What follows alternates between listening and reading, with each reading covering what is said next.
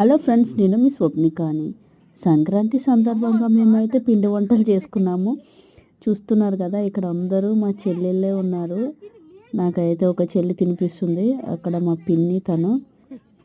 మేమైతే పొంగడాలు చేస్తాం కదా, పొంగడాలు సగం పిండి మిగిలిపోతే ఆ పిండి అట్టుల్లాగా పోసి ఇమ్మని చెప్పాము. ఆ అట్టులే ఇప్పుడు మేము తింటున్నాము.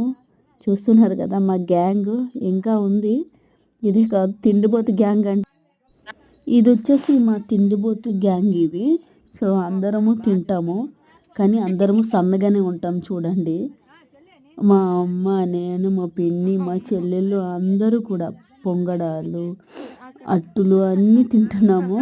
ఎందుకంటే ఉపవాసంతో ఉన్నారు అందరూ కలిపి. సో రాత్రి 7 గంటలకి మా తాతయ్య వాళ్ళందరికీ, చనిపోయిన వాళ్ళందరికీ అన్నం పెట్టిన తర్వాత తింటాం మేము.